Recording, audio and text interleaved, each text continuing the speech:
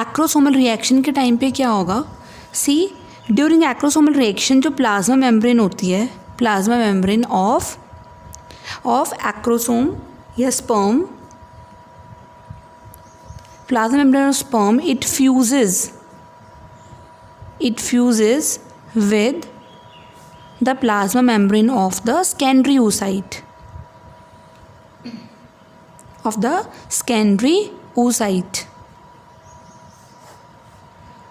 right? और जैसे ही sperm bind करेगा बेटा विद द oocyte, तब क्या होगा, मेम्ब्रेन की हो जाएगी depolarization. As soon as sperm binds with the egg, depolarization occur. अब ये क्या होता है डीपोलराइजेशन? बेटा अगर हम पोलराइज्ड मेम्ब्रेन की बात करें तो पोलराइज्ड मेम्ब्रेन कुछ इस तरह से होती है. मेम्ब्रेन डीपोलराइज होने का मतलब ये है कि अब स्टिमुलस मिल चुका और चैनल्स ओपन हो चुके हैं. चैनल्स ओपन होने के कारण अब किसी न किसी चीज़ की मूवमेंट होएगी, राइट? या हम कह सकते हैं कि जैसे अगर हम बात करें यहाँ पे, तो यहाँ पे क्या होगा, डीपोलराइजेशन क्यों हुई है? Because of the influx of the calcium ions अंदर मूव करें हैं. पहले क्या था पोटेंशियल स्पर्म की मेम्ब्रेन का, दैट इज़ -70 मिली वोल्ट्स. ये हमने कल भी बात करी थी, राइट? और अब क्योंकि कैल्शियम के अंदर जाने से अब क्या हो गया इसका potential, that is 10 millivolts. अब क्या हो गया potential 10 millivolts because of the movement of the calcium inside it.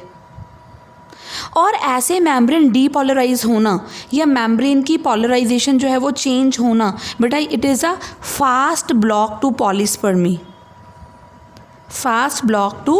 Polyspermy. देखो स्टार्टिंग में क्या होगा, स्टार्टिंग में तो जैसे वो आपको याद होगा न्यूरामिनिक एसिड रिमूव कर देता है एंजाइम, न्यूरामिनिडेज एंजाइम. तो जितने भी स्पर्म्स आ रहे होंगे पहले उसके क्लोज कंटैक्ट में, वो उसके साथ कंबाइन नहीं कर पाएंगे, राइट? यानी कि इसने पहले अपना काम कर दिया. उसके बाद मेम्ब्रेन का चेंज होना, मेम्ब्रेन की पोटेंशियल का चेंज होना, ये भी क्या कर देगा बेटा, दैट ब्लॉक्स द पॉलीस्पर्मी. बहुत ज़्यादा स्पर्म्स फिर फ्यूज़ नहीं कर पाएंगे, राइट? और इसी को ही हम क्या बोलते हैं, इसको हम बोलते हैं फर्टिलाइजेशन पोटेंशियल.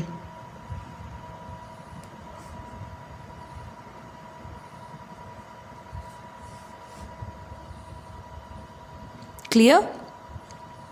इसको हम बोलेंगे फर्टिलाइजेशन पोटेंशियल. क्लियर? तो यहाँ तक बेटा एक्रोसोमल रिएक्शन डन. जो सेकंड पार्ट है that is a cortical reaction.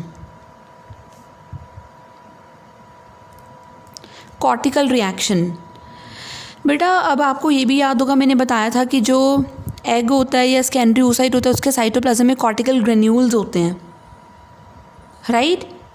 Present होते हैं ना कॉर्टिकल ग्रेन्यूल्स. आपको याद होगा, पिछला टॉपिक आप रिवाइज कर सकते हो कि कॉर्टिकल ग्रेन्यूल्स प्रेजेंट है. और मैंने बताया था ये स्लो ब्लॉक टू पॉलीस्पर्मी है. फास्ट ब्लॉक टू पॉलीस्पर्मी क्या था, ये इमीडिएटली इसने ब्लॉक कर दिया था बाकी स्पर्म्स को फ्यूज़ करने से. लेकिन अब क्या होगा बेटा, सी ये मैंने जो ड्रॉ करा है, मैं बना रही हूँ अभी एग या सेकेंडरी oocyte. बेटा इसमें ये क्या पढ़े हैं, कॉर्टिकल ग्रेन्यूल्स पढ़े हैं, राइट? प्लाज्मा मेम्ब्रेन के जस्ट बिलो ये काफ़ी ज़्यादा होते हैं cortical granules, right?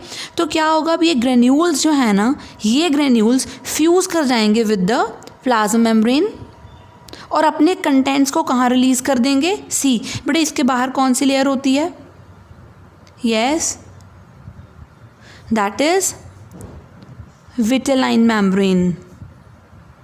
Vitelline membrane और प्लाज्मा मेम्ब्रेन के बीच में जो स्पेस होती है उसको हम क्या बोलते हैं, दैट इज़ पेरीविटेलाइन स्पेस,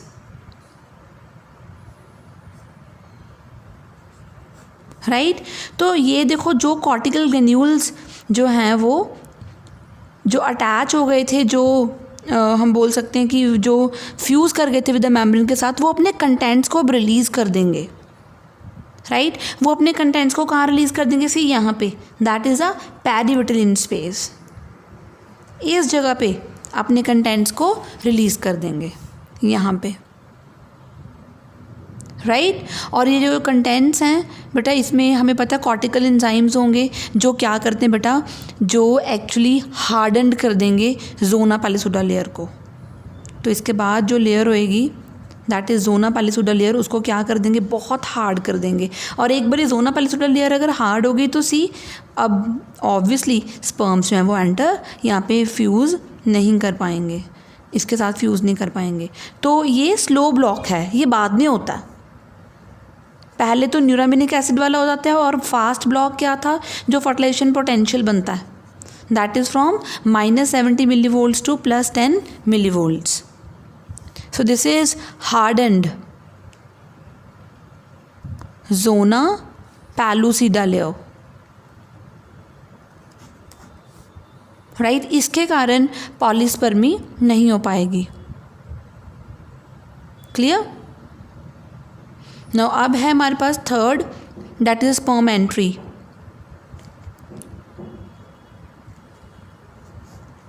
हाँ जी, और बेटा जहाँ पे अब एक्चुअली प्लाज्मा मेम्ब्रेन पे जहाँ पे स्पर्म टच करता है राइट, वहाँ पे जो एग है वो क्या बना लेता है, पर्टिकुलर कोन ऑफ रिसेप्शन, एक तरह से फर्टिलाइजेशन कोन बना लेता है। This is called as cone of reception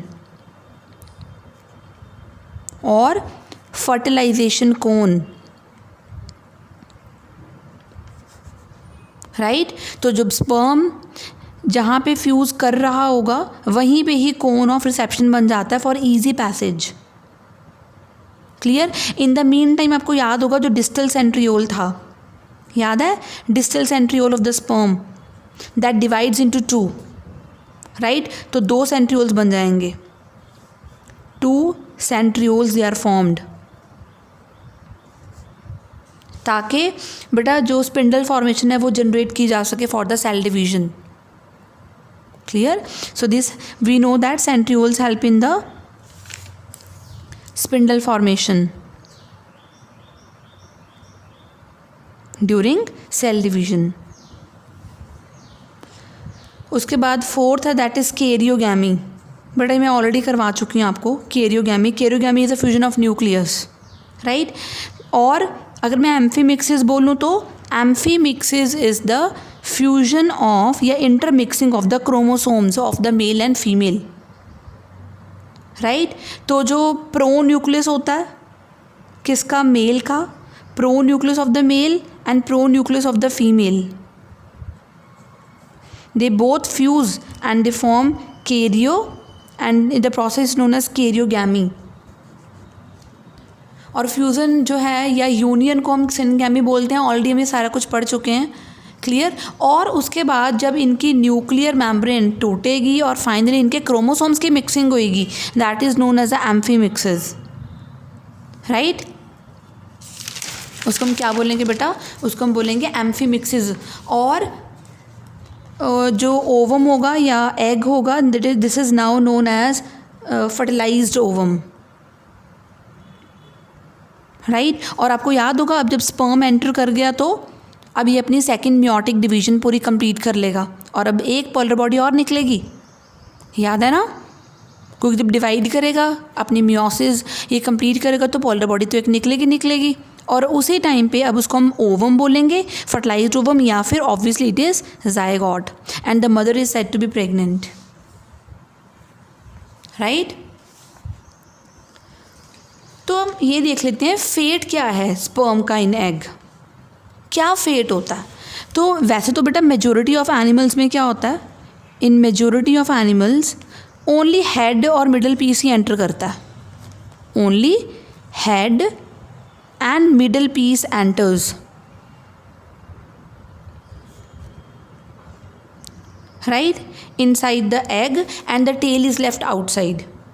But in mammals, बेटा mammals में क्या होता है, सारा का सारा sperm enter करता है। In mammals whole sperm enters। So all the structures of sperm dissolve। बेटा बाकी सारे स्ट्रक्चर डिजॉल्व हो जाते हैं, जैसे कि टेल हो गई, ये सारे स्ट्रक्चर डिजॉल्व हो जाएंगे साइटोप्लाज्म में ही। सिर्फ क्या डिजॉल्व नहीं होता, बस एक चीज़ that is a sperm pronucleus, यानी कि मिडल पीस वगैरह सब बाकी डिजॉल्व हो जाएंगे। Sperm pronucleus do not dissolve. Other things they dissolve. Right? और स्पर्म का जो प्रोन्यूक्लियस होता है ऑब्वियसली वो तो फ्यूज़ ही करना है. और even one more thing is the proximal centriole. याद है that takes part in the zygote's first cleavage. Right? बेटा जो एग का सेंट्रियोल होता है वो तो ख़त्म ही हो जाता होता है. कब? ड्यूरिंग सेकेंड मैचुरेशन डिवीज़न, यानी कि सेकेंड मेयोटिक डिवीजन के टाइम पे एग के पास सेंट्रियोल्स नहीं होते. Right? So proximal centriole of the sperm, ये जो स्पर्म का प्रॉक्सिमल सेंट्रियोल होगा, ये मैंने पहले भी बताया था, that help in the what it help in the sperm's second, sorry, it help in the division, it start division, right? Or even it help in spindle formation.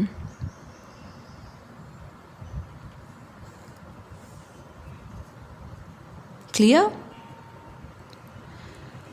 तो हम बात कर रहे थे बेटा अभी, दैट इज़ अ फेट. तो सारी की सारी स्ट्रक्चर्स डिज़ोल्व हो जाएंगी क्योंकि मैमल्स में पूरा स्पर्म एंटर करता है. राइट? और अगर मैं न्यूक्लियस की बात करूँ तो जो न्यूक्लियस होता है स्पर्म का वो वाटर एब्जॉर्ब करेगा एग साइटोप्लाज्म से और बड़ा हो जाता है. यानी कि स्पर्म का जो प्रो न्यूक्लियस था ये, इट एब्जॉर्ब्स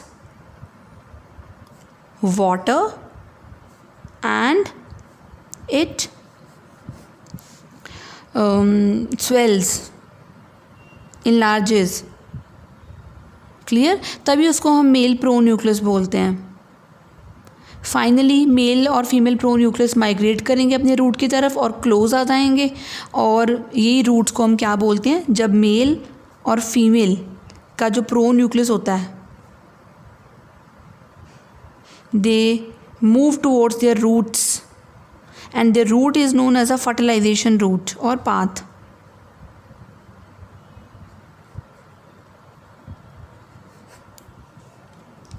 Clear? So ये था बेटा हमारे पास, that is a fate of the sperm in the egg. Okay? तो जो proximal centriole होता है, प्रॉक्सिमल सेंट्रियोल जो याद होगा आपको स्पर्म में होता है बेटा, वो ज़ायगोट की पहली डिवीजन स्टार्ट करा देगा. वेयरएस जो डिस्टल सेंट्रियोल था वो पहले डिवाइड हो जाता है for the spindle formation and all, spindle की फॉर्मेशन करवाने के लिए. तो ज़ायगोट की पहली क्लीवेज कराना, क्लीवेज इज़ डिफरेंट. राइट? मैं बताऊंगी आपको, बाद में डिस्कस करेंगे कि कैसे डिफरेंट होती है ये. सो प्रॉक्सिमल सेंट्रियोल हेल्प कराता है. नाउ बेटा अब हम बात कर लेते हैं क्या सिग्निफिकेंस है फर्टिलाइजेशन का, क्या कोई इम्पॉर्टेंस है? Significance of fertilization. यस, इसकी इम्पॉर्टेंस है. और क्या इम्पॉर्टेंस है? सी बेटा जो देखा जाए तो जो oocyte होता है बेटा वो अपनी सेकेंड मैचुरेशन डिवीज़न तभी कंप्लीट कर पाता है अगर स्पर्म एंट्री होती है, मतलब फर्टिलाइजेशन होती है. सेकेंड बेटा ज़ायगोट बनना. राइट? उसके बाद ज़ायगोट का क्लीव करना, फादर के और मदर के जो क्रोमोसोम्स हैं या करेक्टर्स हैं वो ट्रांसमिट होंगे ऑफस्प्रिंग तक because of the fertilization. Right? और इसके अलावा के जो चेंजेस आती हैं एग में, फर्दर चेंजेस आती हैं वो स्पर्म की एंटर के कारण ही आती हैं, जैसे पॉलीस्पर्मी को ब्लॉक करना एंड सो ऑन. तो फर्टिलाइजेशन का पहला सिग्निफिकेंस क्या हो गया? That oocyte complete its division, its second maturation division. उसके बाद zygote formation, then characters transmit होना, करेक्टर्स ट्रांसमिशन, उसके बाद ज़ायगोट की क्लीवेज, क्योंकि ये सारा कुछ फर्टिलाइजेशन के बाद ही होना है. And last is that is changes in the egg, जैसे कि पॉलीस्पर्मी एंड ऑल. तो जो भी कॉर्टिकल रिएक्शन है वो सारा कुछ फर्टिलाइजेशन के बाद में ही होगा. राइट? तो अब हम पूरे इस मैकेनिज्म फर्टिलाइजेशन को एक फ्लो चार्ट के थ्रू डिस्कस कर लेते हैं. पहले mechanism of fertilization. तो फर्स्ट क्या था, that is the movement of the sperm towards secondary oocyte. Movement of sperm कहाँ तक जाएंगे, टूवर्ड्स secondary oocyte. आपको याद होगा secondary oocyte हमने क्यों बोला उसको, क्योंकि अभी उसने अपनी सेकेंड मियोटिक डिवीजन कंप्लीट नहीं करी है. उसके बाद देन नेक्स्ट स्टेप क्या होगा, that is second step is a penetration of what, of corona radiata. ये आपको मैं ऑलरेडी करवा चुकी हूँ. गैग्स को ख़त्म कर देता है ये. कौन सा एंजाइम था, that is hyaluronidase enzyme. And the third step is attachment of sperm on zona pellucida. बेटा जोना पैलिसुडा के ऊपर ना कुछ रिसेप्टर्स होते हैं, जैसे जोना पैलिसुडा 3, ये रिसेप्टर्स, वहाँ पे ये क्या कर जाता है बेटा, ज्वाइन कर जाता है. राइट. यानी कि आपको याद है जोना पैलिसुडा लेयर जो होती है वो एक तरह की ग्लाइकोप्रोटीन लेयर होती है around the oocyte. And the fourth is the जो है नेक्स्ट जो है that is sperm bind to the receptor. sperm bind to sperm receptor on the zona and this lead to initiation of acrosomal reaction. तो अब क्या start हो जाएगी, sperm जो है वो स्पर्म रिसेप्टर के साथ बाइंड करेगा जोना पैलिसुडा के लेयर के ऊपर ही. यानी कि जब स्पर्म ने अटैच कर लिया जोना पैलिसुडा के लेयर के साथ, तब जाके स्पर्म की प्लाज्मा मेम्ब्रेन फ्यूज़ करेगी विद द एक्रोसोमल मेम्ब्रेन के साथ. राइट. यानी कि इसके बाद फोर्थ स्टेप क्या होगा, that is the initiation of acrosomal reaction. Right. और उसके बाद बहुत सारे एंजाइम्स याद है आपको, जो क्या था, एक्रोसिन एंजाइम था. एक्रोसिन एंजाइम किसको ब्रेक कर रहा था, जोना पैलिसुडा लेयर को, उसको तोड़ेगा. नाउ द फिफ्थ स्टेप जो है दैट इज एक्रोसिन जो है that helps in the penetration of the sperm. So acrosin help in sperm penetration.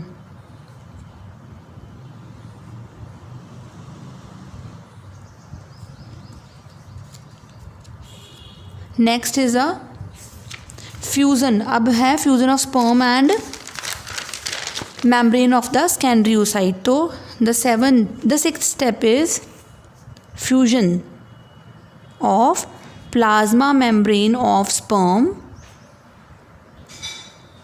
and so the sixth step is a fusion of plasma membrane of the sperm and the secondary oocyte. Right.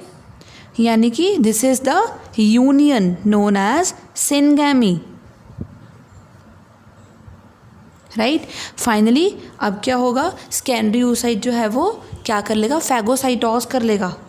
किसको, sperm को. Right. पूरे का पूरा sperm जो है वो अंदर. So phagocytosis of the sperm by secondary oocyte.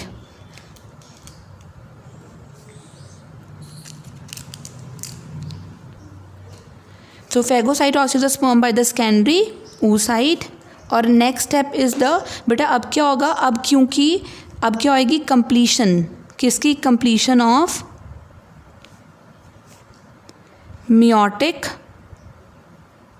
Second. Right. अब डिवीजन मियोटिक सेकेंड जो है वो कंप्लीट हो जाएगी. और फाइनली अब हम उसको क्या बोलेंगे, सेकेंडरी oocyte को अब हम बोलेंगे ओवम. और साथ साथ में क्या रिलीज होएगी, release of second polar body. Right. Release of second polar body. And ninth step अब क्या होगा बेटा, अब उसी के बाद अब कॉर्टिकल रिएक्शन.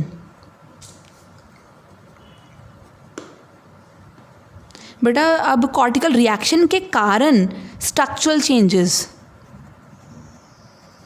क्योंकि ये स्लो ब्लॉक था ना टू पॉलीस्पर्मी. राइट. तो structural changes due to cortical reaction. Right. तो अब क्योंकि बेटा जो कॉर्टिकल ग्रेन्यूल्स हैं वो डिस्चार्ज हो गए थे इन द पेरिविटलिन स्पेस, तो क्या बन गई, एक तरह से हम बोलेंगे फर्टिलाइजेशन मेम्ब्रेन बन गई। Fertilization membrane is formed, right. So finally obviously पूरे जो इवेंट में फर्टिलाइजेशन कैसे कंप्लीट हुई है, by phagocytosis of the sperm by the ovum. उसके बाद क्या होना है फाइनली, बस वही प्लाज्मोगेमी पहले, मतलब साइटोप्लाज्म फ्यूज़ करेगा, फिर कैरियोगेमी मतलब उनका न्यूक्लियस फ्यूज़ करेगा, एंड फाइनली द एम्फीमिक्सिस, यानी कि अब क्या होगी, इसी के साथ फर्टिलाइजेशन जो है वो कंप्लीट हो गई। तो यहाँ तक बेटा हमारा टॉपिक होता है ये कंप्लीट, राइट।